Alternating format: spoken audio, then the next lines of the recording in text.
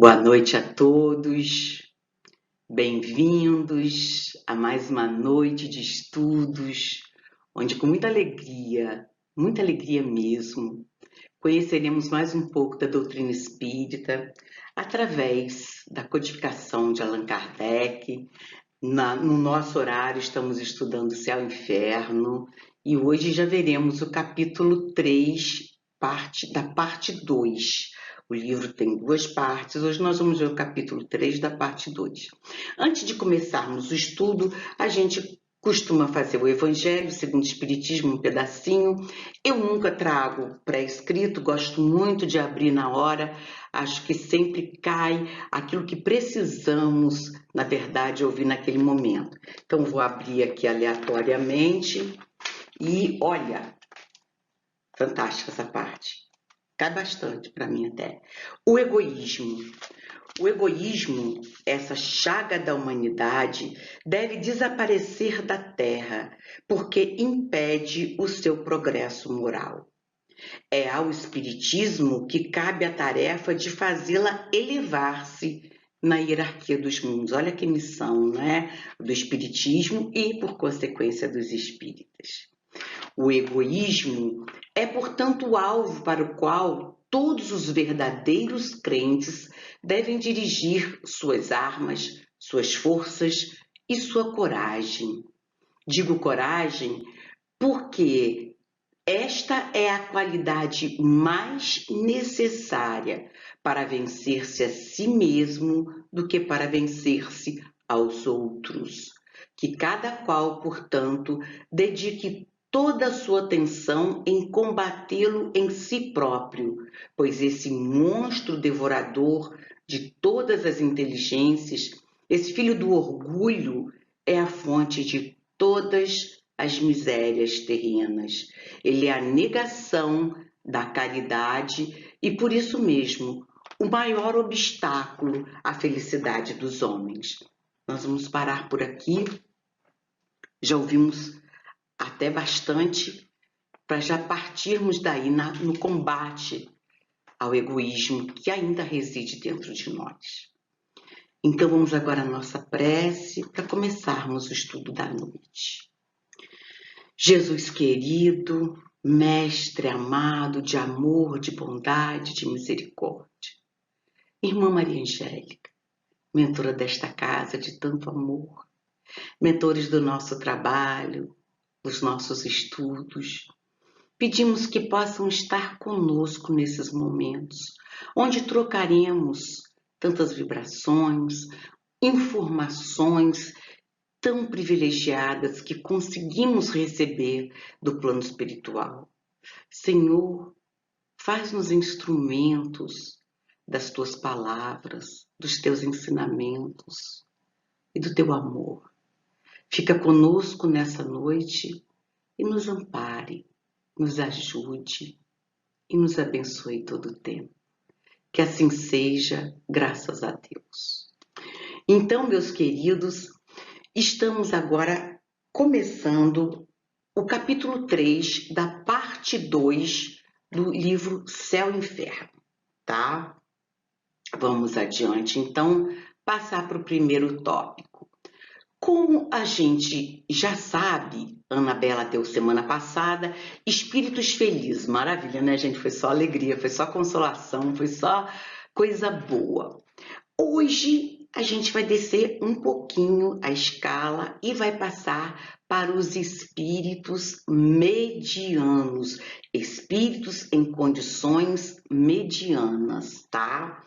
E como vocês também já entenderam, os depoimentos são vários, de vários espíritos, fica difícil para a gente detalhar cada um deles. Então, o que a gente faz? A gente pega tópicos que se repetem em vários espíritos e aborda em cada um mais acentuadamente. E é isso que a gente vai fazer agora, pegando já o primeiro espírito que nós temos em condições medianas. Primeiro, vamos ver uma coisa. Quem foram esses espíritos? Quem foram os espíritos em condições medianas? Como viveram? Que a gente tem até curiosidade de saber será que eu sou mediano? Será que a primeira coisa que a gente pensa, né? Pô, será que eu sou um espírito em condição mediana? Será que eu não sou? E tal, como é que é essa história? Quem sou eu aí nessa colocação, nessa divisão toda? Quem são esses? Se a gente souber quem são esses, de repente a gente consegue se localizar um pouco. Como eles viveram, o que eles fizeram e, principalmente, o que eles não fizeram. Então, como eu separei tópicos principais de cada um, o primeiro tópico do primeiro espírito que vem para a gente é o José Bré, tá? E ele vem para a gente trazendo um tópico muito importante. Então, como eles estão no plano espiritual. Gente, isso vai acontecer muito. Ou eu falo antes do negócio aparecer, ou eu falo depois, tá? José Bré. José Bré faleceu em 1840. Ele foi evocado em Bordeaux, tá? E em 1862, por sua neta. Ok, muito bem. Então, nós temos aí 22 anos após o falecimento dele, a evocação.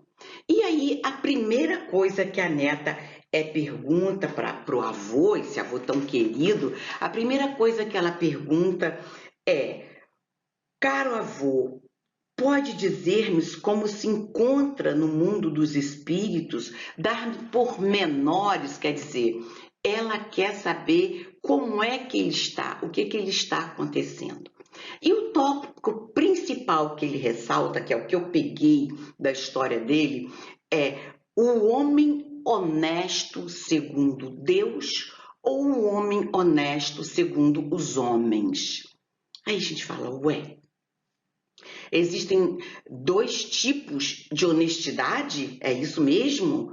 Ou é honesto ou não é honesto? Aí vem a grande questão. Os homens acham que conseguem iludir-se sobre honestidade e, principalmente, iludir a Deus sobre honestidade.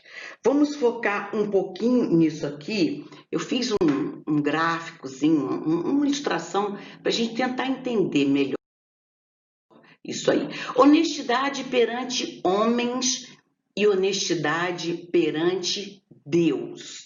Aí está em negrito aqui no livro, olha. No juízo dos homens, a honestidade perante os homens é uma coisa. Está aqui, nas leis da pátria, nos códigos civis, no Vademecum, que é aquele livrão pesado assim, que contém todas as leis, que quer dizer, na verdade, vem comigo, ou melhor, sigam as leis, não é? Então está tudo aqui, está tudo escrito no Código Civil de cada país, na lei civil de cada país, que inclusive muda de um país para o outro. Nós sabemos disso muito bem. E a honestidade perante Deus. Ok, ué, não é a mesma? Gente, olha só.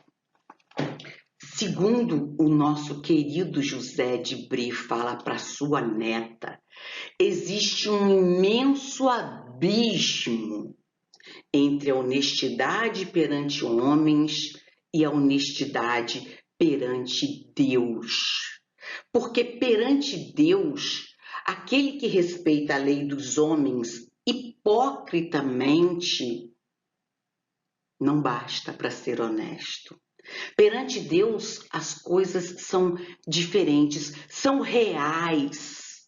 Conseguimos muitas vezes aquele que se acha, se julga e ostenta uma honestidade perante os homens, tá? Consegue muitas vezes enganar a lei, enganar a família, enganar a sociedade, os amigos e até às vezes a ele mesmo ele consegue enganar.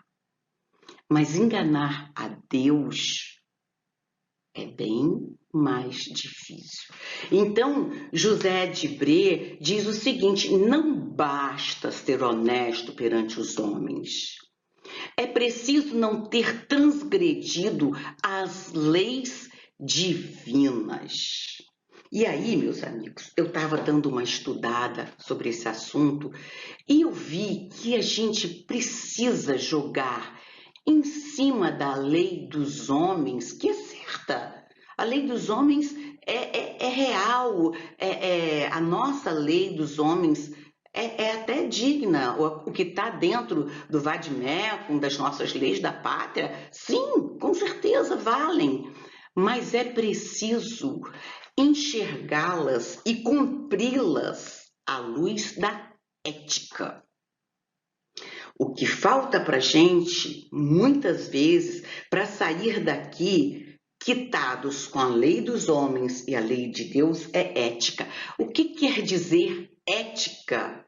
De acordo com a palavra em si, no dicionário, eu fui olhar.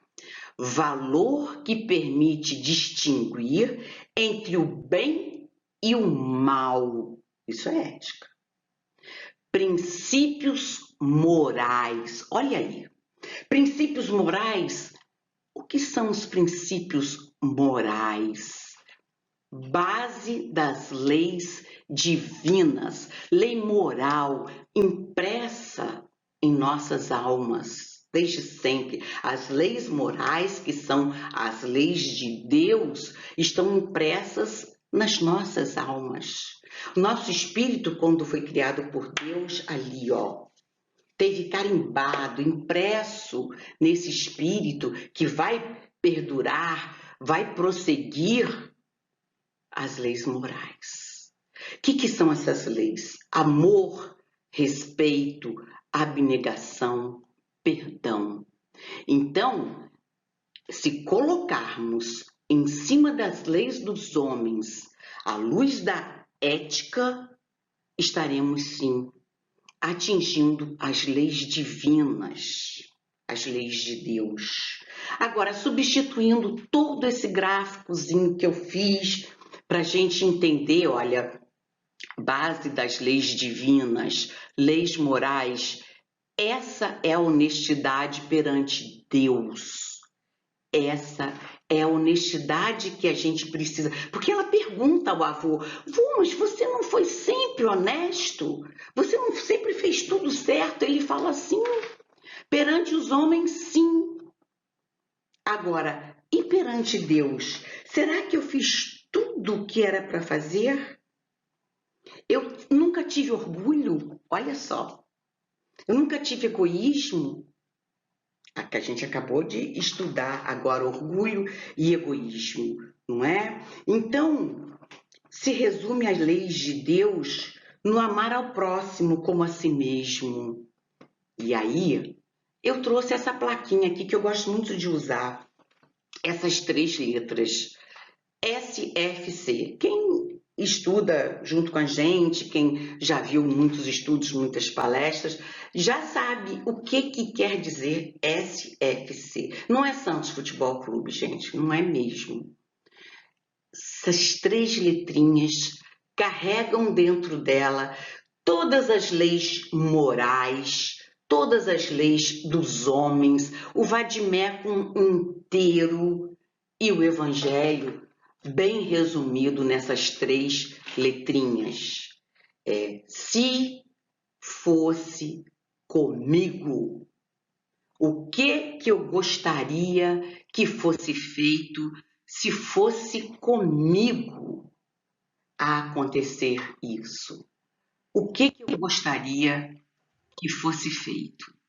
Então, são essas 3 letrinhas que vão seguir conosco. Essas 3 letrinhas serão nossos guias. Escrevam, uma vez eu mostrei em vários tamanhos, prega na cama, põe um pequenininho dentro da carteira, prega na geladeira, no painel do carro. Se fosse comigo. É o guia mais certeiro para um dia, depois de desencarnado, nós não estarmos vivenciando o que José Debré descreve aqui, a sua neta. Ele fala, o Senhor pedirá contas um dia do emprego do seu tempo. Se fosse comigo, eu gostaria que alguém me doasse um pouco do seu tempo. Eu gostaria que alguém se doasse um pouquinho para me escutar, para me ajudar, para me valorizar. Então ele fala isso. Será nos cobrado o que fizemos do nosso tempo. Olha isso, gente. O que estamos fazendo com o nosso tempo? Ah, não tenho tempo. É a primeira coisa que a gente fala, né? Ah, eu não tenho tempo. Não tem ou não quer ter. Existe um ditado antigo que sempre diz: se você quiser alguma coisa feita, não peça a quem tem muito tempo. Peça àquele que é mais ocupado, porque ele vai conseguir fazer. Ele vai arrumar tempo para fazer, porque tempo é uma questão de prioridade. Nós temos tempos para tantas coisas, por que não tempo para fazer o bem? Não é verdade? Então, José Debré nos deixa essa grande lição. O que você não está fazendo? A lei de Deus você está seguindo ou apenas honrando a lei dos homens aos olhos dos homens e da sociedade? Vamos parar para pensar um pouquinho nisso e vamos entrar no nosso próximo querido que nos traz uma grande lição também. Então vamos passar. Agora não é nem um querido, é uma querida. Helena Michel. Helena Michel, moça, desencarnou, morreu, como diz o próprio livro, moça de 25 anos, dentro de casa, sem uma causa conhecida, ela não estava doente, não era doente, não tinha nada, desencarnou assim repentinamente dentro de casa. Era uma moça rica, de grandes condições financeiras, boas condições financeiras, tá? E talvez até em função disso, era um pouco leviana, fútil, muito ligada às coisas, a mais coisas materiais, futilidades, coisas até que a própria riqueza favorece. Eu não estou dizendo que todo rico é assim, tá, gente? Não é nada disso. Mas ser rico é uma prova dura. Ter muito dinheiro é uma prova complicada, porque o dinheiro, as facilidades financeiras favorecem muitas atitudes que, às vezes, se nós permitirmos, não vigiarmos, elas podem nos distanciar um pouco da realidade, em prol do outro, da realidade, da missão, do que viemos aqui fazer, do que podemos aqui fazer. Então, Helena Michel era assim, mas era uma pessoa de boa índole, de bom caráter, de grandes qualidades, de uma moral elevada. Olha, aqui diz, olha, possuía um coração bondoso, era dócil, afetuosa e caritativa. Então, já temos aí pontos favoráveis para que ela seja um espírito mediano, porque, gente, espírito mediano está longe da perfeição, está longe ainda dos espíritos felizes que a Anabela nos falou semana passada. Os medianos são medianos mesmos, tem quase que a balança pendendo igual dos dois lados, sendo que a classe abrange assim, desde os melhores deles, que são quase os felizes, até aqueles menos bons, que são quase os sofredores, que eu vou deixar para o Juan abordar semana que vem, tá? Então, Helena Michel era essa.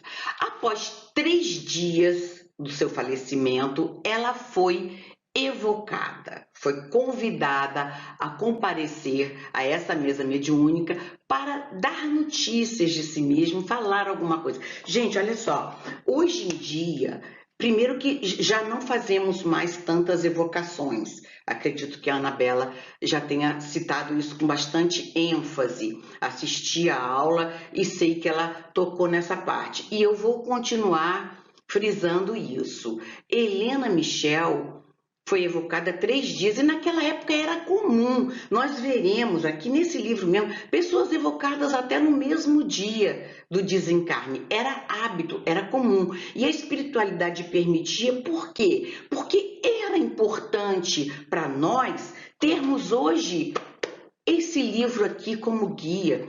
Várias situações, vários horários de desencarne, como aconteceu com um, como aconteceu com o outro. Por isso, muita coisa era ainda mais permitida naquela época. Hoje em dia, é muito difícil a gente saber, pelo menos dentro da nossa casa, não sabemos de vocações e muito menos 3 dias após o desencarne, tá? E aí, o que ela diz? O tópico principal que eu abordei do desencarne dela, que vai se repetir ao longo de todos os outros depoimentos que virão, é a mente conturbada.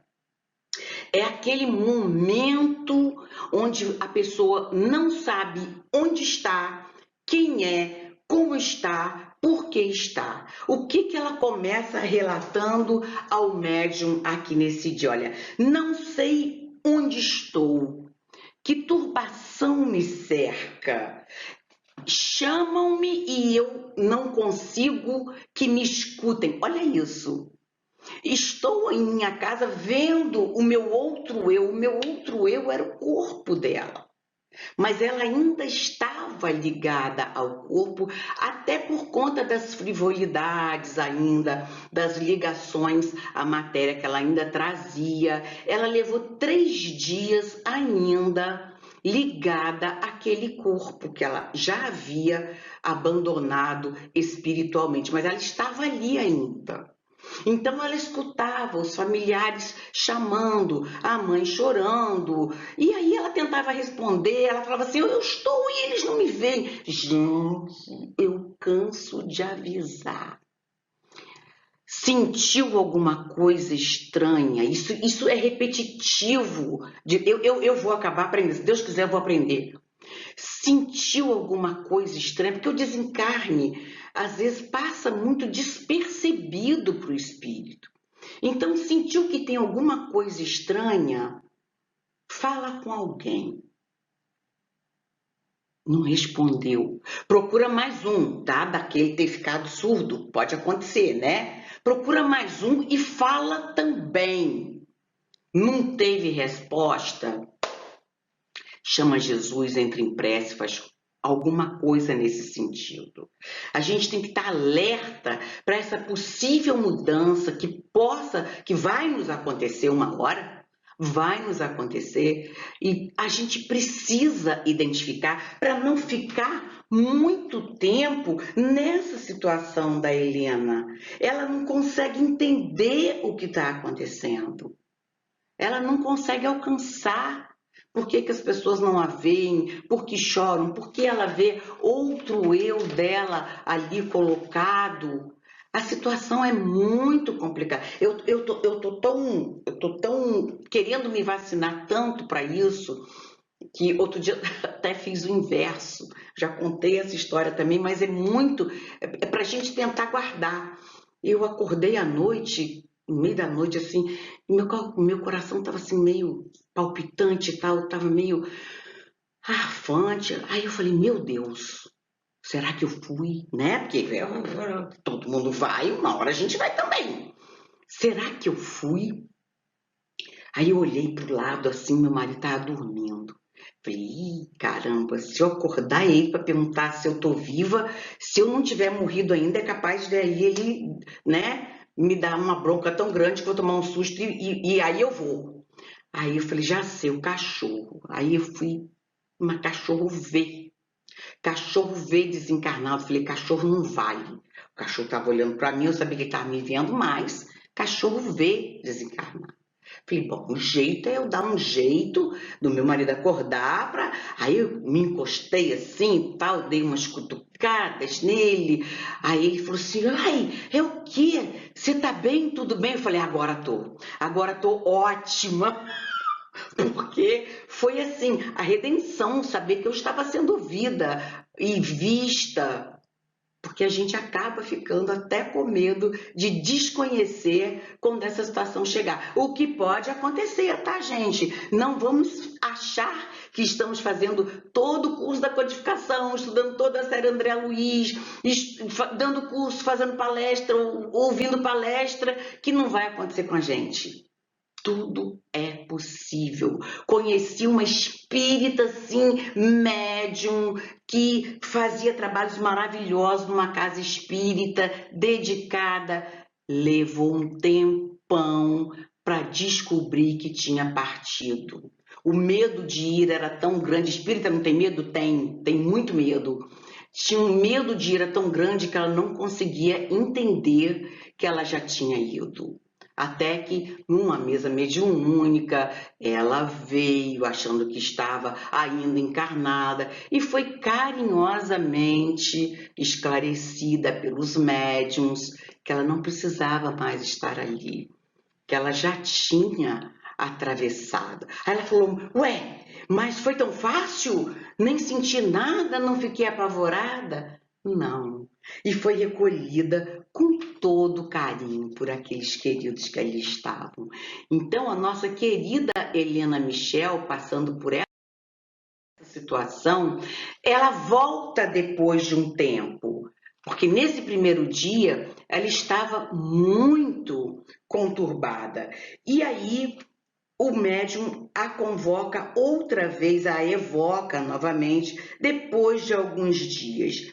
Aí ela já estava mais tranquila, ela consegue conversar e, principalmente, ela consegue agradecer pelas preces que o médium tinha feito por ela ao ver aquela conturbação na qual ela estava vivendo. E aí ela diz: obrigada pelas preces, meus queridos.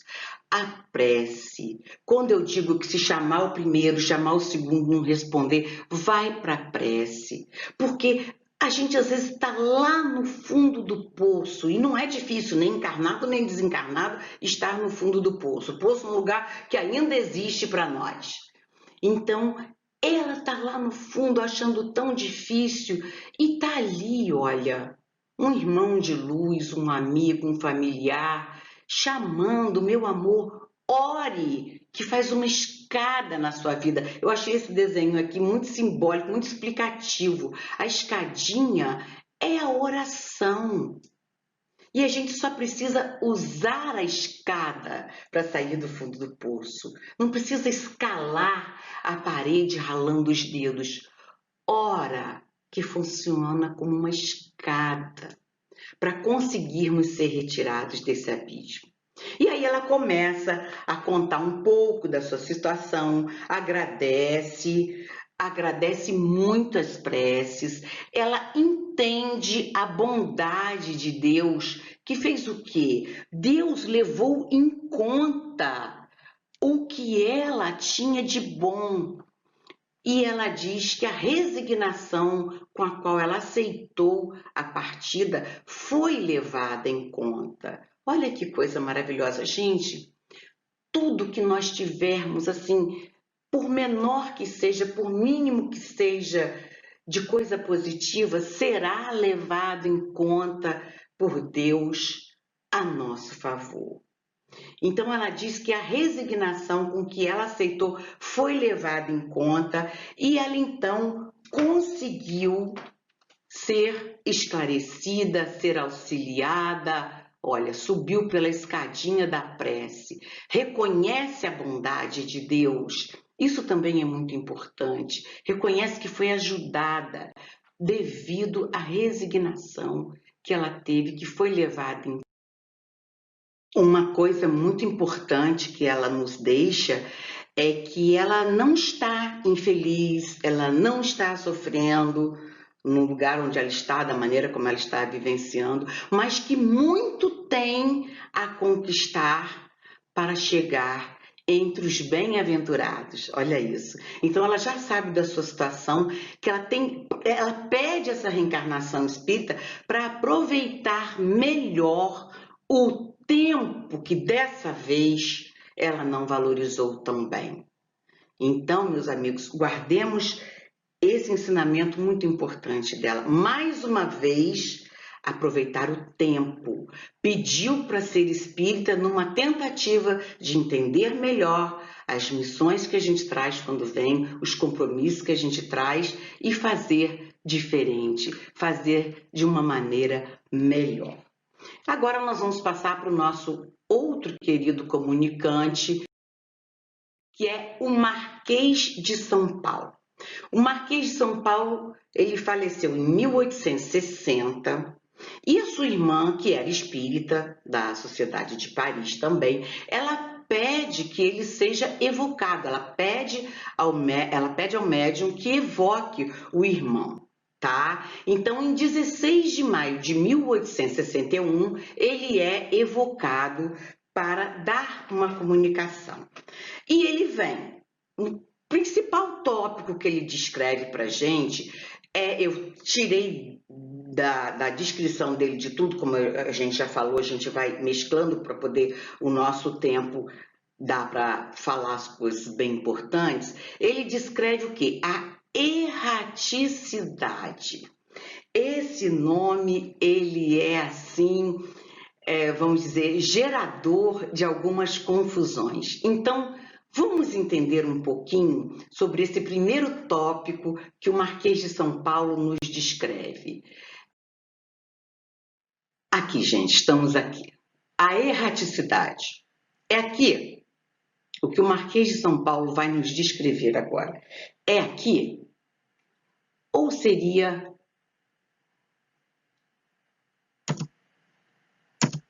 aqui?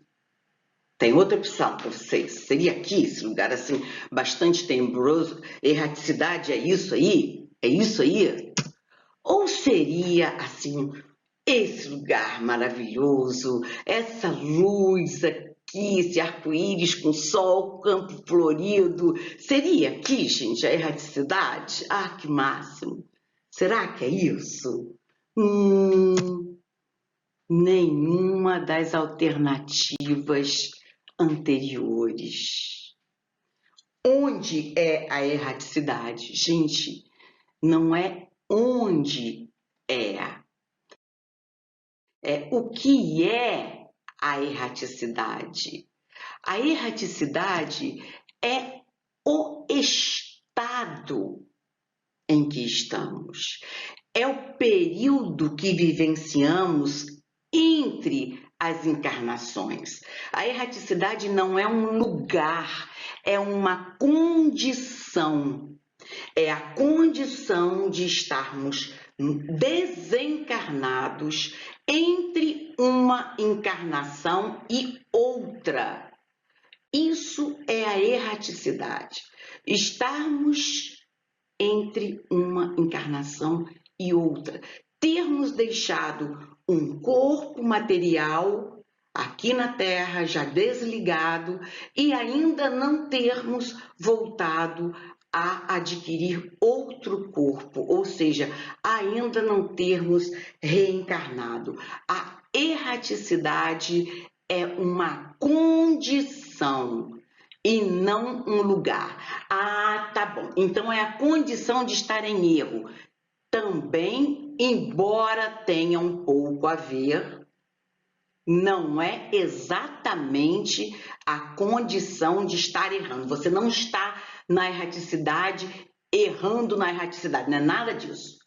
A erraticidade é o seu estado entre encarnações, tá? Isso é a erraticidade. Estar desprovido de um corpo material, um corpo físico, e estar, vamos dizer, aguardando a oportunidade de reencarnar. Ok, então vamos ver uma coisa aqui.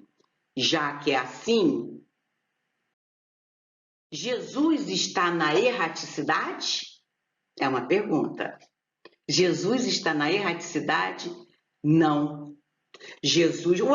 Mas Jesus não tem mais corpo material. Gente, por que Jesus não está na erraticidade? Jesus é espírito puro, espírito perfeito, espírito de luz. não precisa mais reencarnar. Então, ele não está na erraticidade. Ele habita esferas superiores, tá? Muito superiores. Ele habita a luz e de lá ele dirige, comanda o nosso planeta Terra, que foi diretamente moldado, criado por ele, com tanto amor, com tanto carinho, onde ele veio uma vez se encarnar a título de ajuda, por amor a nós, para nos fazer entender aquela mensagem que ele já queria que tivéssemos entendido e ainda não tínhamos entendido. Então ele vem para nos trazer essa mensagem. Mas Jesus não precisa reencarnar mais uma vez na Terra, nem mais vez nenhuma. Então, ele não está na erraticidade. Na erraticidade estão os espíritos que precisam voltar a encarnar na Terra. Eu só posso afirmar Jesus. Existem outros que a gente imagina que não precisem mais encarnar aqui, mas só tenho, vamos dizer, permissão minha mesma até de citar Jesus, tá? Então vamos adiante com o nosso querido Marquês de São Paulo. Na visão dele, ele ficou muito tempo perturbado na erraticidade, onde ele se encontrava. Na visão dele, ele ficou muito tempo perturbado. Mas se nós olharmos o ano que ele morreu, que é 1860, e o ano que ele foi evocado, que é 1861, nós vamos ver que, na pior das hipóteses, ele ficou um ano na erraticidade. Agora, gente, vamos de uma vez por todas guardar isso. O tempo na erraticidade, vamos dizer assim, no plano espiritual, ele é olhado de maneira muito diferenciada.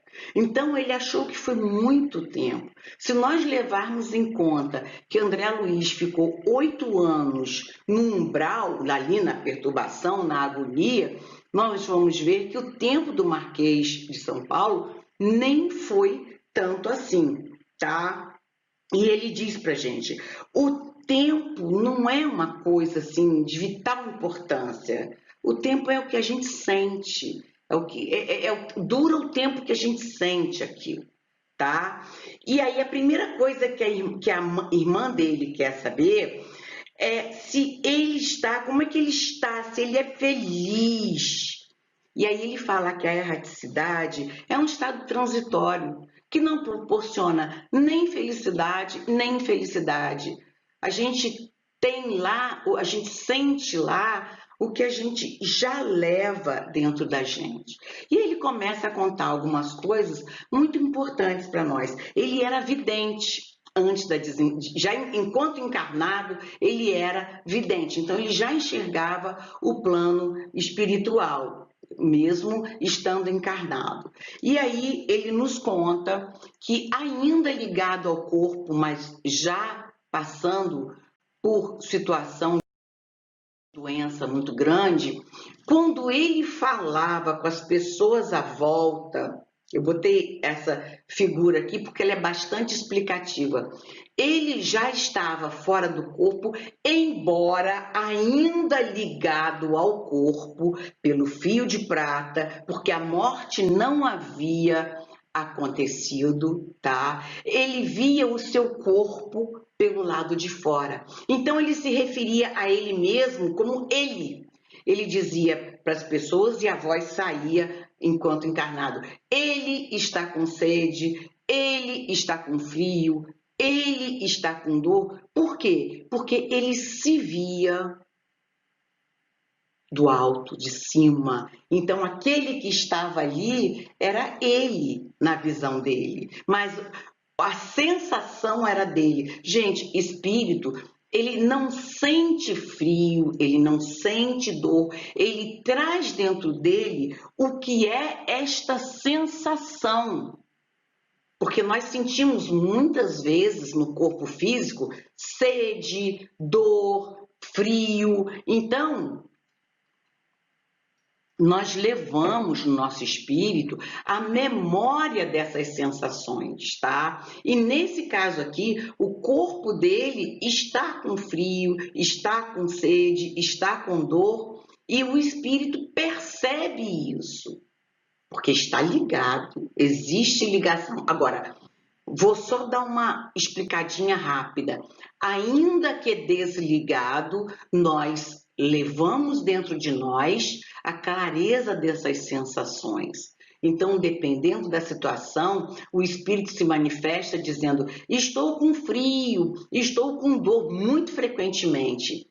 O espírito traz essa sensação, porque o espírito mesmo não passa por essa situação na pele, vamos dizer, porque não tem nem pele, tem perispírito. Então, ele traz essa sensação, tá? De estar sentindo aquilo que, na verdade, é a sensação do corpo que ele não apagou ainda. Então, isso é sentir na erraticidade. Nós temos alguns livros de André Luiz nos descrevendo que, para defender uma determinada a casa transitória, vamos dizer, já coloquei até o nome do lugar, os espíritos têm armas que disparam choques elétricos. O espírito, ele vai morrer de novo? Não, não vai. Ele vai sentir a dor daquele choque, na cabeça dele ele vai, porque o espírito inferior é ligado no que ele já vivenciou. Então, para a gente hoje aqui olhar para cima e ver um raio na nossa direção, a gente acha que vai nos atingir, lógico, e vai nos atingir, e a gente vai morrer, vai ser queimado. Então, o espírito guarda essa sensação, principalmente aqueles ainda muito arraigados à matéria. Então, eles correm desses raios disparados, justamente para evitar a invasão deles à casa transitória. Nós veremos isso, se Deus quiser, em outros cursos, em outras ocasiões, tá? E como médium, ele percebia tudo isso e ele deixa esse relato para a gente também sobre a espiritualidade, tá?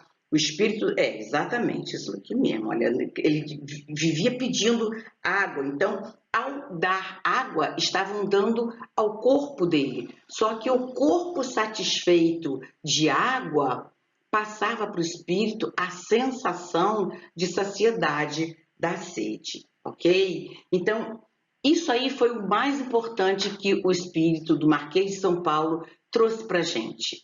Ele nos trouxe o que é a erraticidade na visão dele, e a gente passou a visão espírita, que o que é a erraticidade é o trânsito entre as encarnações, tá? E ele narra a sua experiência como médium em desdobramento, no caso aí, falando através do seu próprio corpo, tá? E ele não está feliz, não é infeliz, mas busca a perfeição para chegar aos pés do Criador. Claro, meus queridos, todos nós só seremos absolutamente felizes, totalmente felizes, o dia que alcançarmos a perfeição. E todos nascemos para alcançar a perfeição, tá?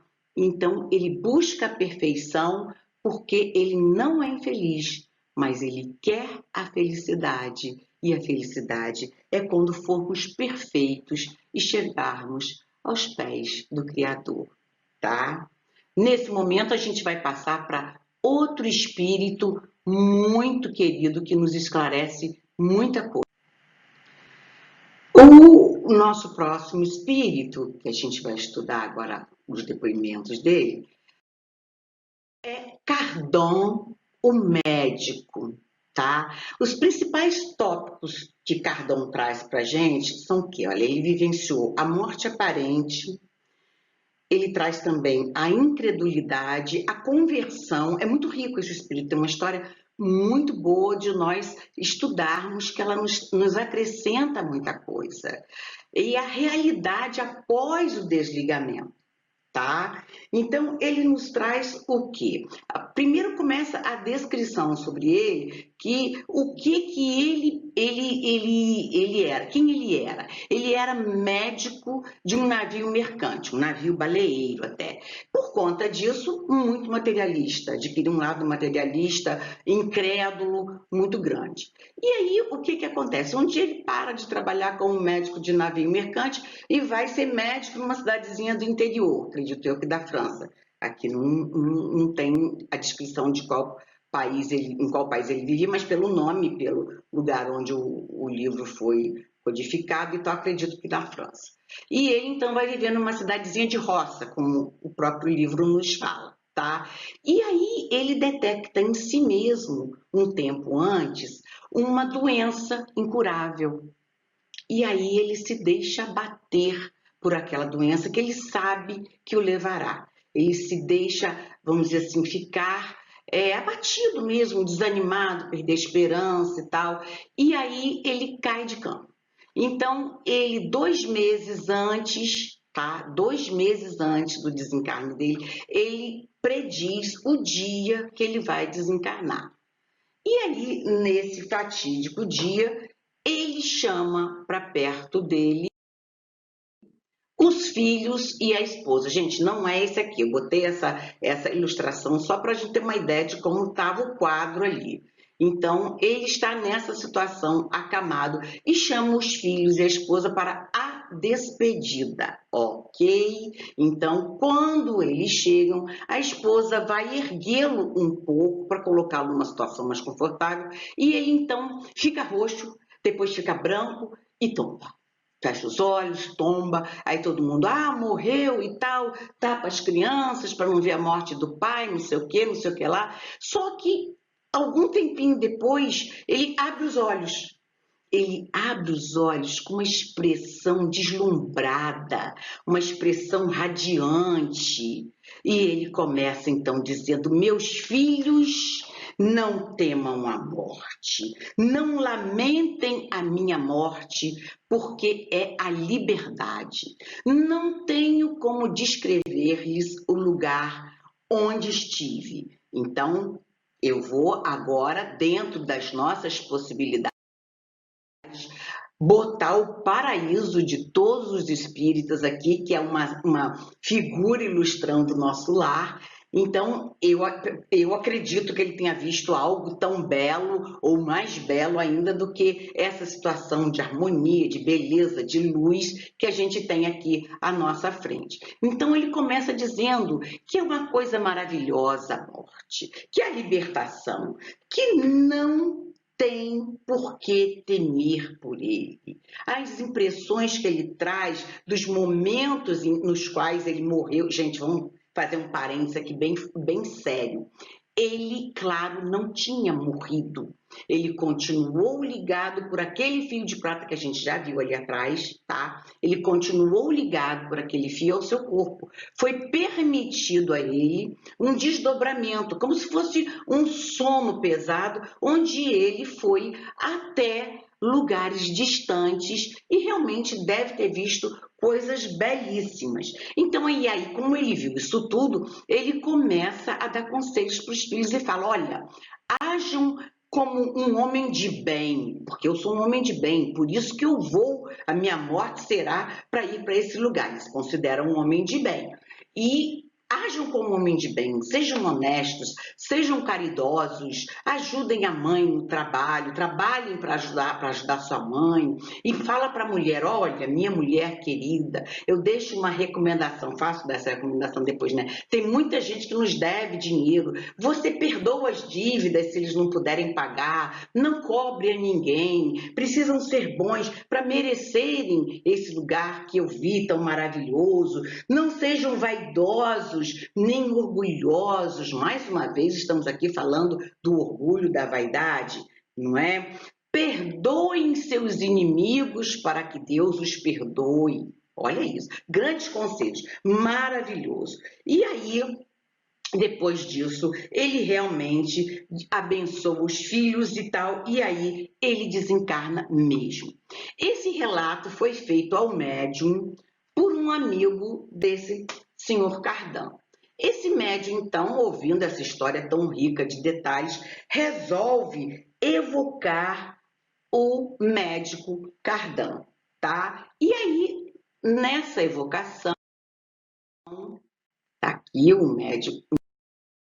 Não, vou voltar aqui para a gente poder ver o que ele diz ao médium. Não consigo voltar. Bom, gente, eu trouxe essa foto aqui, vou falar logo sobre essa ilustração, não é foto, outra ilustração. É André Luiz, de dentro da cidade, nosso lar, olhando para o lado de fora da cidade e vendo dois espíritos ligados pelo fio de prata, vocês podem encontrar aí ligados aqui de cima da cabecinha, estão o quê? Ligados ao corpo e no momento em desdobramento. Chico Xavier foi levado a nosso lar. Acredito que mais de uma vez, mas foi levado ao nosso lar para quê? Para poder ver aquilo tudo e saber um pouquinho do que ele estava descrevendo na coleção maravilhosa dos livros de André Luiz que ele nos traria.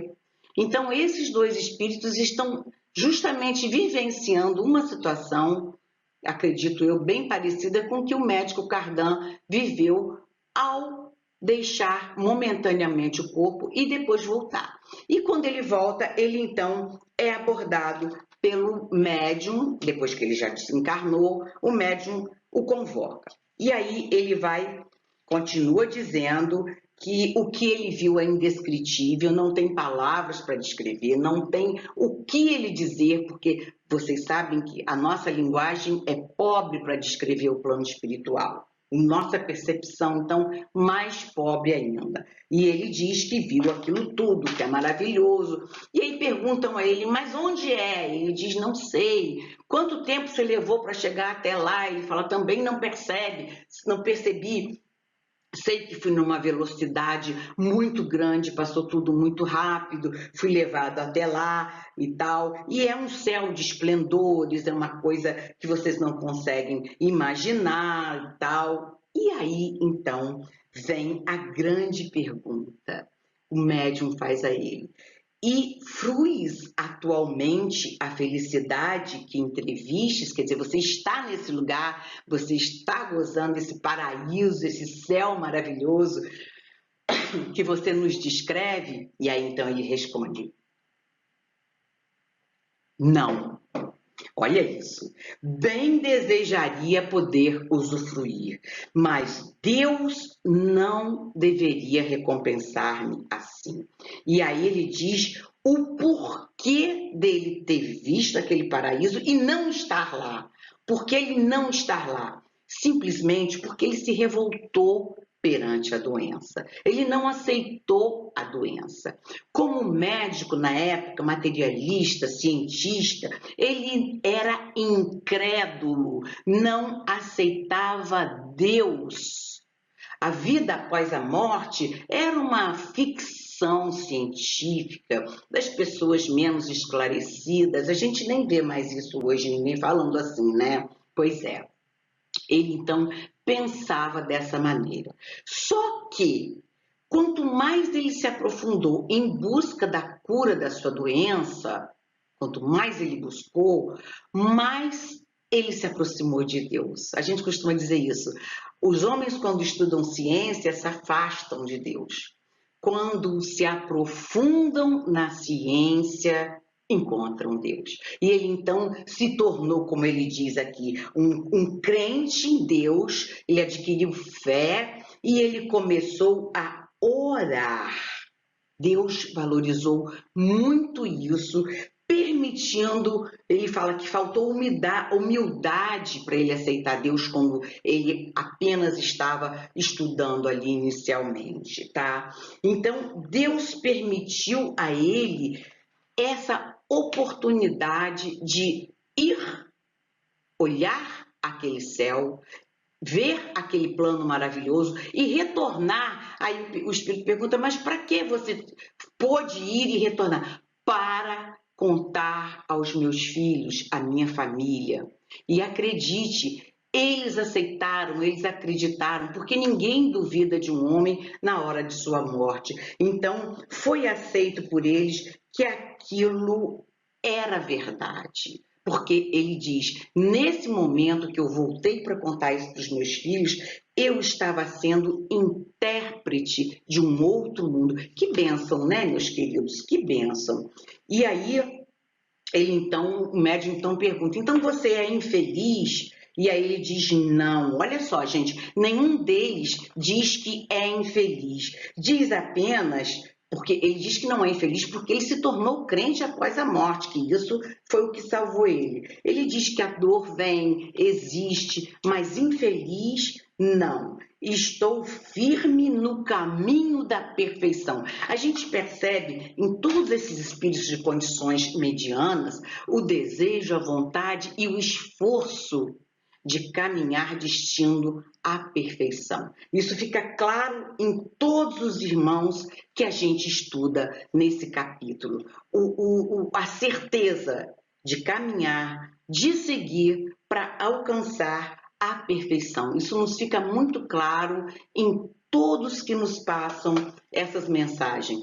Preste atenção, vamos aqui voltar a pontos importantes que vimos até agora. Usar bem o tempo. Todos sofrem pelo tempo que não usaram para o bem. Não estou nem dizendo... É aquele velho história, aquele velho ditado. Ditado não, é uma frase lapidar. Se eu não me engano, foi o apóstolo Paulo que falou, mas não vou afirmar, não. Sou responsável tanto pelo mal que faço, como pelo bem que não faço. Então, eles estão aqui nessa situação, talvez não por terem feito tanto mal, porque acredito que se fizeram mal foi a eles mesmos, mas pelo bem que não fizeram, pelo tempo que não aproveitaram para trabalhar a favor do outro, fazendo coisas boas, ajudando. Então ele fala a mesma coisa que os outros já falaram e segue sim em busca da perfeição, que é o destino de todos nós. Vocês estão vendo as partes em comum, desperdício de tempo, não ter feito bem, podia ter feito, e todos esperançosos, encorajados, se esforçando para buscarem a perfeição. Então vamos passar agora para uma comunicante, a nossa querida senhora Ana Belleville. Ana Belleville morreu ainda nova, morreu aos 35 anos, jovem, não é? Foi evocada pelo médium por 3 vezes. No dia seguinte de sua morte, tá? 1 mês após sua morte e 6 meses após sua morte, tá? Então vamos conhecer um pouquinho da história de Ana Belleville e ver o que o médium fala sobre ela e depois o que ela fala. Os tópicos da Ana Belleville que a gente vai observar mais fortes é uma moratória que ela recebeu, a gente vai ver o que é, o apego à família que ela tinha demais e a nova missão a qual ela se consagrou. Então vamos olhar aqui e como é que funcionou a história. O médium começa descrevendo a situação dela. Grave moléstia, vinda de grave acidente, deixou há 3 anos acamada, sofrendo muito. Até a morte ela sofreu, com coragem e bravura. Acreditava sim na sobrevivência da alma e na vida futura. E aí começa, meus queridos, eu trouxe aqui uma figurinha ilustrando uma mulher mais ou menos dessa época, dessa idade, de cama, e o médium então começa descrevendo quem era Ana de Belleville, que ele conheceu. Ele começa com a descrição que ele tem dela. Então, descrição do médium. Ela era viva, espiritual, tinha uma inteligência rara, mãe devotada, integridade de caráter, recursos financeiros fartos, não guardava ressentimento e era muito prestativa. Essa é a visão do médium, tá? Ele descreve mais uma parte dela dizendo que fazia o bem pelo bem, não visava troca com Deus, não visava compensação, acreditava sim na espiritualidade, na vida após a morte, mas fazia o bem pelo bem, era boa, ele dizia, ela estava sempre pronta a servir, a ajudar, não guardava rancor, perdoava a todos e voltava para ajudar. Essa é a visão maravilhosa que o médium tem dela, porque era seu conhecido, tá? Tem um porém que atrapalha um pouco Ana. Os filhos aprendiam a vida, embora doente, sofrendo demais, ela não queria partir. Ela queria ficar por causa dos filhos pequenos, dos filhos menores, que ela queria ter oportunidade de educar, de estar perto, de conduzir. Qual mãe que não quer, né, gente? Eu vivo dizendo, a madrasta da Branca de Neve e da Cinderela é um trauma para a mãe que fica doente. Porque pensa logo, né? Eu vou morrer, meus filhos vão ter madrasta, vão sofrer na mão dela, aquele negócio todo. Antigamente, então, era pior ainda, porque a nova esposa chegava em casa mandando em tudo, não é? E maltratava as crianças. A gente conhece fatos verídicos, até depois dessa época em que isso aconteceu. Então, ela, ao ver que ia morrer e que o seu marido estava viajando, estava ausente, o que ela pede? Ela pede que não morra, ela não quer morrer e ela consegue ali segurar-se viva por mais 3 meses na Terra. Olha isso. É possível? É possível. Eu já vou passar até agora aqui as explicações que o espírito de São Luís vem dar sobre isso, porque a pergunta, estou até trocando a ordem das perguntas, mas não faz mal. A pergunta final que o médium faz é possível alguém prolongar a sua vida na Terra? São Luís diz, é possível prolongar, não por muito tempo, nem qualquer pessoa, nem qualquer caso. Gente, a velha palavra do espiritismo, tudo depende. Depende de quê? De quem ela é, do porquê ela quer ficar, tá? Quais são as qualidades? Ela tinha méritos, realmente, para conseguir ficar. Ela nunca se revoltou, ela só não queria partir e deixar seus filhos pequenos. Que mãe que quer, não é, meus queridos? Embora ela tivesse muito conhecimento, mas os filhos aprendiam, a enlaçavam a essa vida. Tanto que aquele corpo já estava depauperado, já estava num sofrimento atroz e ela se apegava a ele, porque aquele era o veículo, ela poder ficar mais alguns instantes com seus filhos e gozar mais da presença deles. Então, o que ela vem dizendo para a gente? Olha, que ela tinha apego, sim, à família. Agora, vejam bem, por que ela até conseguiu ficar? Ela não tinha apego a nada. Ela tinha apego a pessoas. Ela não era apegada a casa, a carros, a joias, a imóveis, nada disso.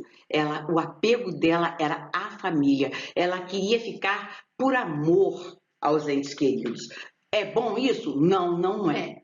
Mas é melhor do que a gente querer ficar para não largar a nossa casa para outra usar, não largar nossas bolsinhas, nossos sapatinhos, pensou? Não é? Então, não era esse tipo de apego que ela tinha. Ela queria ficar pelos filhos, tá? E aí, então, no dia seguinte à morte dela, ela recebe a primeira evocação, tá? Então, eu trouxe aqui a evocação que foi feita no dia seguinte, logo após um dia após a morte. Obrigada pelo interesse, ela vem agradecendo. Sou feliz. Essa já se diz feliz, olha isso. Varia de espírito para espírito, até porque ela é descrita depois como um espírito quase feliz, quase daquela ala da semana passada que a Anabela trouxe. Ela está nos medianos ainda, porque ela tinha o que resgatar e a gente vai entender. Confortai meu marido e meus filhos.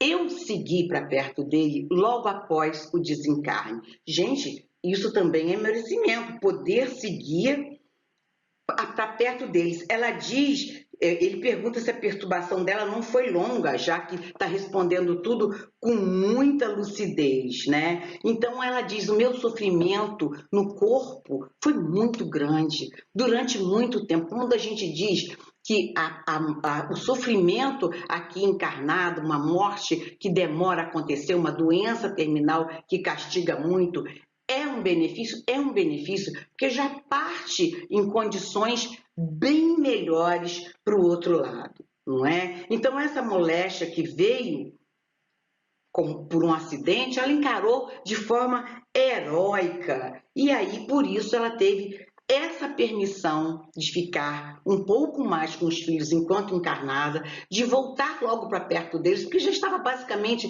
o desligamento foi rápido, foi fácil, porque ela já estava com o corpo muito depauperado, muito ruim. E aí o médium então pergunta, minha amiga, e por que esse sofrimento de tantos anos, o que levou a isso? E aí ela diz, um erro muito forte do passado. Olha isso, gente. A gente vem para cumprir nossas missões, para resgatar um passado. É Deus que cobra a gente? Não. Deus não nos cobra nada. Quem nos cobra, na verdade, é a nossa consciência. E aí ela explica para a gente, olha, nesse dia ela diz que não quer falar desse passado horrível. Ela diz que no momento ela quer esquecer esse passado horroroso. Ela diz, muito sofri, resignadamente, estou curada. Curada de quê? Daquele mal que ela vivenciou na Terra, tá? Precisa ainda das preces dele, pede as preces. Gente, qual o espírito que não pede prece? Meu Senhor. Não é? Todo mundo precisa de prece, tá? Então ela pede prece porque ela ainda sofre e tem um passado horrível que ela quer esquecer. E aí, para não mais assim castigar essa senhora, já que ela não consegue nem revelar esse passado sem dor nesse momento, depois de um mês, então, é que ele faz outra evocação. Ele faz outra evocação e ela fala, mais uma vez, que não queria abandonar o corpo, mas que se arrependia. Aqui, depois de já um tempo, ela vê que ela tinha que ter se permitido ir, que ela aumentou o sofrimento dela, tá? Ela podia ter se entregue antes nas mãos de Deus, tá? Mas a partida foi libertadora, podia ter sido antes, mas foi de qualquer maneira libertadora. Ela não se entregou antes, por quê? Porque ela não viu o futuro. Ela só viu o presente, que era aquele ali de ficar vivenciando aquele convívio com os filhos amados. E os filhos continuam a preocupá-la, tá? Lógico, né, gente? Mãe não desliga nem depois que já partiu. Eu acho até que é capaz de piorar, não é? E aí, depois, então, ela continua dizendo o passado foi muito cruel, foi por isso que ela passou aquela situação toda. Aí ele pergunta, o que você fez de tão ruim assim? Ela falou, eu desprezava o sofrimento alheio, principalmente da minha mãe. Eu dizia que a minha mãe era uma doente imaginária, que ela não estava sentindo tudo aquilo, que ela não estava deitada em cima de uma cama paralisada, então ela não estava doente. E eu menosprezava a dor da minha mãe, o seu sofrimento, a sua doença. Aí ela fala, eis como Deus castiga. Na realidade, quem cobra de nós somos nós mesmos, através da nossa consciência. Aquelas leis morais impressas dentro de nós, elas não nos deixam seguir enquanto tivermos algum débito com o passado, tá? Então, ela diz que esse débito foi quitado nessa encarnação, certo? E aí, 6 meses depois, ela volta e descreve do mundo espiritual, ela mesma. Nós vimos a visão do médium. Lembram-se da visão dele? Para ele, ela era perfeita. Ela diz: eu era o que se chama vulgarmente uma boa pessoa. Mas antes de tudo, porém, eu prezava o meu benefício, eu prezava o meu bem-estar. Olha isso, gente. Ela tem isso como... Ele não via dessa forma, mas ela sabia que ela era assim. E ela se achava incapaz de um penoso sacrifício por alguém. Percebem como a gente do lado de fora não consegue alcançar quem é ninguém por dentro, gente?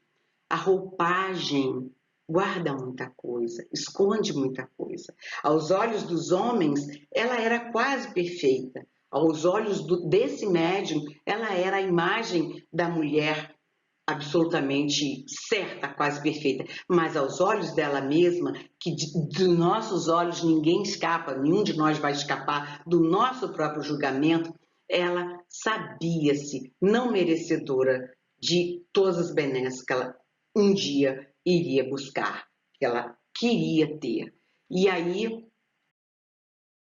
ela diz que hoje ela se transformou e hoje o novo trabalho, a nova missão que ela escolheu para ela, que ela recebeu como bênção e abraçou, é confortar as pessoas que se afligem com tormentos familiares. Vê como o lado familiar fala tão forte nela, que até o trabalho que ela abraçou com tanto carinho é confortar outros familiares que perdem entes queridos, que perdem fortuna, que perdem o que lhe é mais importante. Ela então abraça essas pessoas e vem confortar essas pessoas como maneira de resgatar aquele passado ainda, que ela já nem deve mais, aquele específico passado, que ela resgatou na Terra, mas ela conseguiu uma missão para elevar-se ainda mais, buscar a felicidade que ela quer ter. Então ela diz: minha missão é reanimá-los, consolá-los e com isso me sinto feliz. Vocês vejam que os outros todos se diziam não infeliz, mas ainda em busca de uma felicidade. Ela já diz que se sente feliz. Ela encontrou essa felicidade através de quê? Através do trabalho no bem em favor do próximo, do consolo que distribui, da esperança que renova, do erguer alguém do chão e ajudar a caminhar. Olha que missão maravilhosa, gente.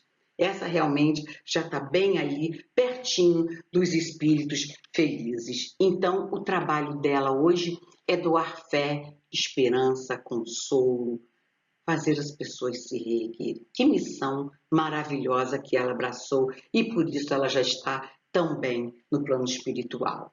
Gente, deu o nosso tempo, nós vamos fazer a nossa prece para encerrar. Perdoem se a gente não consegue descrever melhor cada situação, mas foi o que a gente conseguiu trazer essa noite de mais importante. Então vamos, nesse momento, elevar nossos pensamentos a Jesus, esse mestre maravilhoso, esse irmão maior, que tanto nos abençoa, que tanto nos protege, que tanto nos ampara, que tanto nos sustenta. Dirigir nosso olhar para Jesus, nosso coração aos sentimentos dele, agradecer pelo que temos, pelo que somos, pelo que conseguimos estudar, pelo que estamos entendendo. Muito obrigada, Senhor, pelas lições que veio nos trazer. Obrigada à espiritualidade por nos trazer tantas instruções sobre o plano espiritual. E obrigada, Irmã Maria Angélica, por essa oportunidade magnífica de, em nome de sua casa, estarmos aqui essa noite estudando, aprendendo e, se Deus quiser, um dia vivenciando todo esse amor que Jesus veio nos pregar e sentindo a felicidade que Ana de Belleville já sente. Obrigada a todos que estiveram conosco, que assim seja.